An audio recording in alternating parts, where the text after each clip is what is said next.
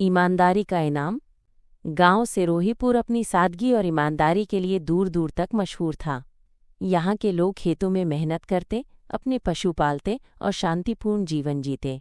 इस गांव में एक कुम्हार रहता था। रामू गरीब था, पर आत्मसम्मान और सच्चाई से भरपूर।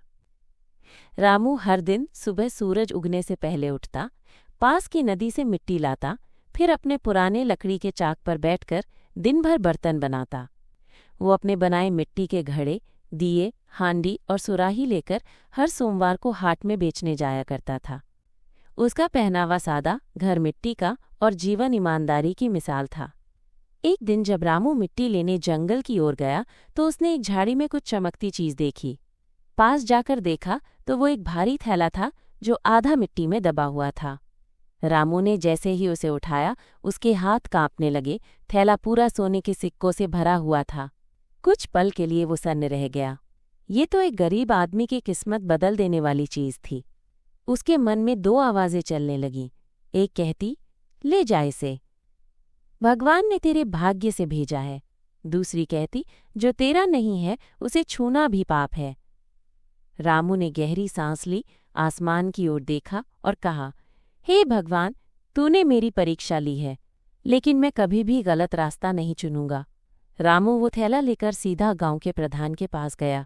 प्रधान ने गांव के कुछ वरिष्ठ लोगों को बुलाया और थैला खोलकर सबको दिखाया। सभी हैरान थे कि कोई इतना सोना देखकर भी उसे छिपाए नहीं। उसी समय एक अमीर व्यापारी गांव में घबराया हुआ आया। वो पसीने से तर हाँफते हुए बोला, मेरा सोने का थैला, मैं रास्ते में गिरा बैठा था, मेरी पूरी जमा पूंजी चली गई।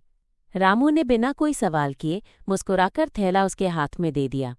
व्यापारी पहले तो विश्वास नहीं कर सका, फिर जब उसे यकीन हुआ तो उसकी आंखों से आंसू बहने लगे। रामू, तुमने आज इंसानियत को नया नाम दिया है, व्यापारी ने कहा। तुम ये धन रख सकते थे, लेकिन तुमने अपने उसूलों को नहीं छोड़ा।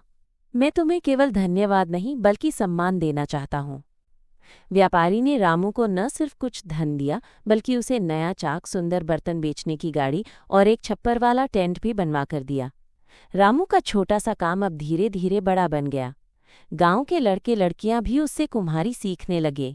रामू अब भी वैसे ही सादा रहता था, लेकिन अब उसकी आवाज में आत्मविश्वास और उसकी आंखों में सच्चे सुख की चमक थी। लोग उसे अब केवल रामू कुम्हार नहीं, ईमानदार रामू भाई कहकर पुकारते थे। उसकी कहानी बच्चों को सुनाई जाती ताकि वे जान सकें, ईमानदारी कोई पुरानी बात नहीं बल्कि सबसे बड़ा गुण है। ईमानदारी एक ऐसी पूंजी है जो समय के साथ घटती नहीं बल्कि बढ़ती जाती है। जब आप सही रास्ता चुनते हैं तो दुनिया भी आपकी इज्जत करती है और भगवान आपकी मेहनत का फल जरूर देते हैं।